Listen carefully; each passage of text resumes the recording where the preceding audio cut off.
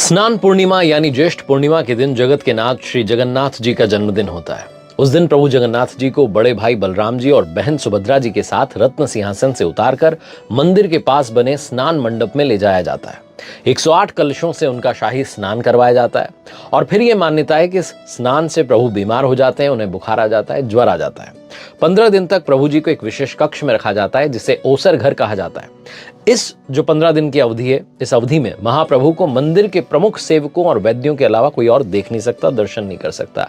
ये जो अवधि होती है, इसके दौरान मंदिर में जो महाप्रभु के प्रतिनिधि हैं, अलारनाथ जी, उनकी प्रतिमा स्थापित की जाती है, उनकी पूजा अर्चना की जाती है और 15 दिन बीत जाने के बाद भगवान जी स्वस्थ होकर के अपने कक्ष से बाहर निकलते हैं और भक्तों को दर्शन देते हैं, जिसे नव यौवन नेत्र उत्सव भी कहा जाता है। इसके बाद द्वितीया के दिन महाप्रभु श्री कृष्ण जी, बड़े भाई बलराम जी और बहन सुभद्रा जी के साथ में बाहर राजमार्ग पर आते हैं, रथ पर विराजमान होते हैं और फिर जो है प्रभु श्री जगन्नाथ जी की जो यात्रा है वो जो है पुरी में धूमधाम से निकलती है। वो नगर भ्रमण पर निकलते हैं। इस रथ यात्रा के पीछे बहुत सारी कथाएं हैं।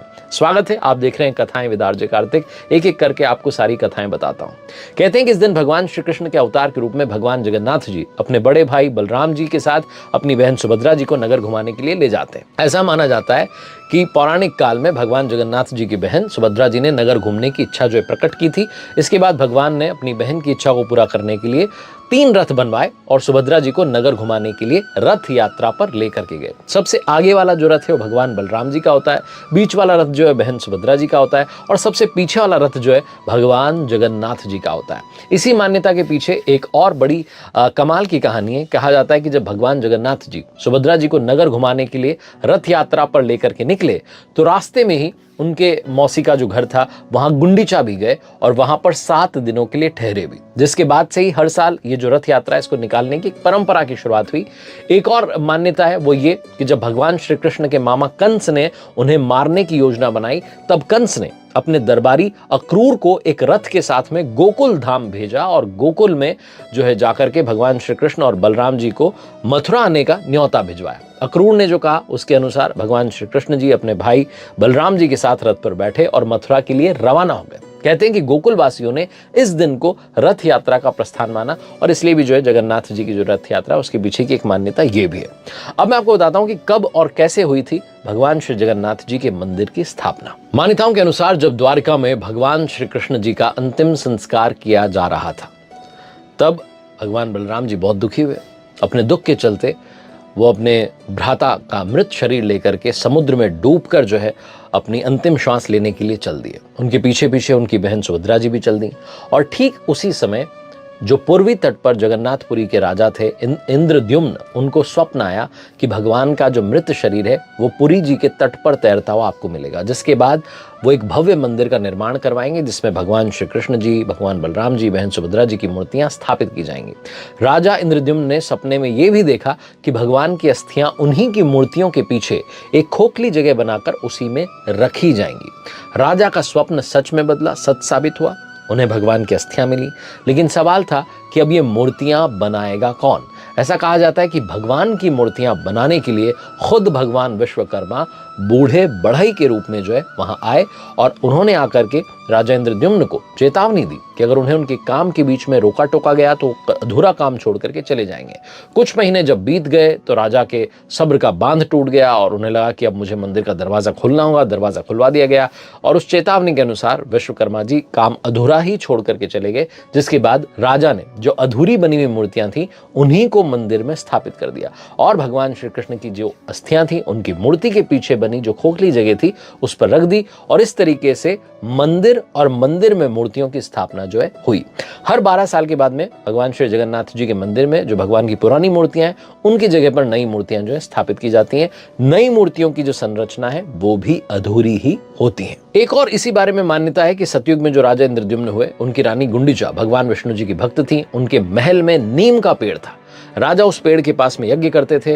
भगवान जी ने रानी के स्वप्न में आकर के दर्शन दिए और कहा कि नीम के तने को जगन्नाथ जी के रूप मानकर पूजना शुरू कीजिए।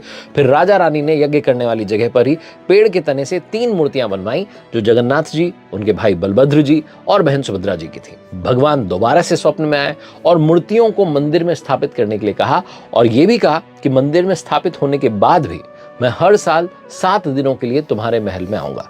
फिर राजा रानी ने जो है मंदिर की स्थापना करवाई और रानी के कहने पर महल से मंदिर तक मूर्तियों को ले जाने के लिए रथ यात्रा जो है उसका आयोजन किया गया। तो एक मान्यता, एक कथा जो है वो ये भी है। एक और जन प्रचलित कथा ये भी है कि भगवान श्री कृष्ण अचानक नींद में राधे राधे कहने लगे। तो भगवान जी की जो 8 पत्नियां थीं चौंक गए और सोचने लगी कि भगवान जी अभी तक राधा जी को भूले नहीं। सभी ने मिलकर के माता रोहिणी से इस संबंध में बात की और कहा कि आप हमें जो है भगवान श्री कृष्ण जी की, राधा जी की जो कथा है उसको सुनाइए।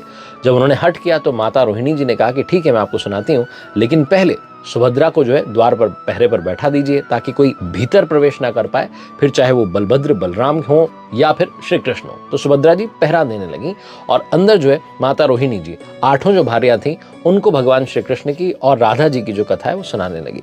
उसी दौरान बलराम जी और भगवान श्री कृष्ण जी द्वार पर पहुंच जाते हैं। द्वार पर ही सुभद्रा जी खड़ी हुई थी जो बहुत ध्यान से वो कथा सुन रही थी।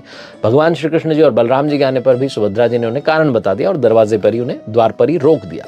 महल के अंदर से भगवान श्री कृष्ण जी और राधा जी की जो कथा थी वो जो है स्पष्ट सुनाई दे रही थी और भगवान श्री कृष्ण भी उसे सुन रहे थे, उनके भ्राता बलराम जी भी उसे सुन रहे थे और बहन सुभद्रा जी भी सुन रही थी। तीनों ही उस कथा को सुनकर के भाव विवल हो गए और ऐसी अवस्था हो गई कि पूरे ध्यान से देखने पर भी किसी के भी हाथ पैर जो थे वो स्पष्ट नहीं दिखाई दे रहे थे। तभी वहां पर कहते हैं कि देव ऋषि नारद आ गए और उन्होंने तीनों को ऐसी अवस्था में जब देखा कि उनके हाथ पैर नहीं दिखाई दे रहे हैं, वो भाव विवल हो रखे हैं, तो तीनों जब पूर्ण चेतना में वापस लौटे तो नारद जी ने भगवान श्री कृष्ण जी से प्रार्थना की कि प्रभु, आप तीनों के जिस महाभाव में लीन मूर्तिस्थ रूप के मैंने दर्शन किए हैं, वो जो जनता है, सामान्य जन है, उनके दर्शन हेतु भी पृथ्वी पर सदैव सुशोभित रहे।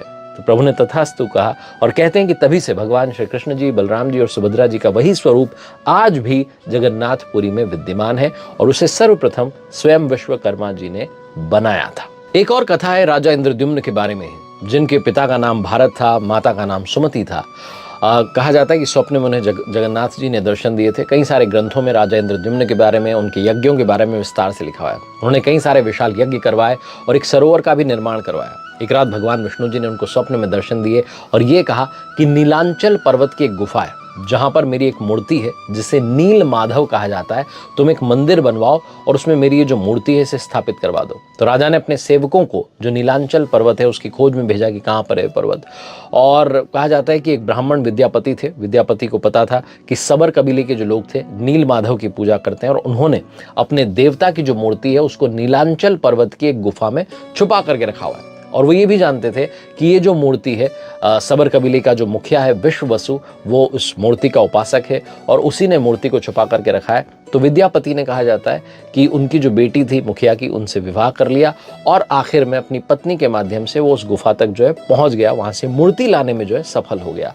उसके बाद में कहा जाता है कि जब राजा को ला करके उन्होंने वो मूर्ति दे दी तो विश्ववसु जो है अपने आराध्य देव की मूर्ति चोरी होने से बहुत दुखी हो गए, क्योंकि मूर्ति उस गुफा में थी नहीं। अपने भक्त के दुख से भगवान भी दुखी हो गए, भगवान वापस उसी गुफा में लौट गए जो नील माधव रूप में थे। लेकिन साथ ही उन्होंने राजा इंद्रद्युम्न से ये जो है वादा किया कि वो एक दिन उनके पास अवश्य आएंगे, बस आपको ये करना है कि एक विशाल मंदिर का आप निर्माण करवा दीजिए। तो राजा ने विशाल मंदिर जो है बनवा दिया और भगवान विष्णु जी से कहा कि आप मंदिर में विराजमान होइए। भगवान जी ने कहा कि तुम मेरी मूर्ति जो है उसे बनाने के लिए क्या करो, समुद्र में एक पेड़ का बड़ा टुकड़ा तैर करके आया, उसे उठा करके ले आओ जो तट पर है। द्वारिका से वो समुद्र में तैर करके पुरी तक आया है।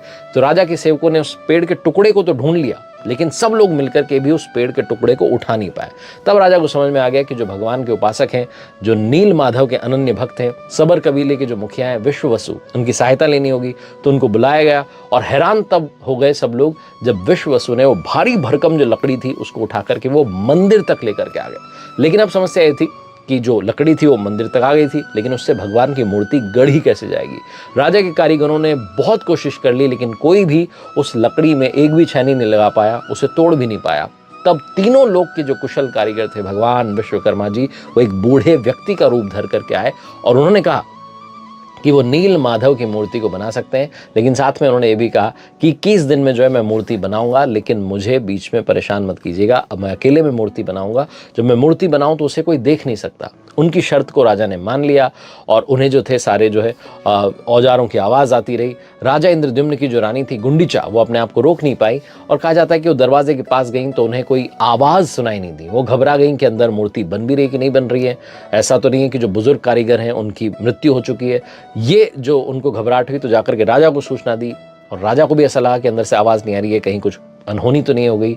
तो सारी शर्तों को, सारी चेतावनियों को साइड करते हुए राजा जो है वो कमरे का द्वार खोलने का आदेश दे देते हैं और जैसे ही कमरा खोला जाता है तो जो बुजुर्ग जो कारीगर थे वो गायब मिलते हैं और वहाँ पर 3 अधूरी मूर्तियाँ मिलती हैं, भगवान नील माधव जी,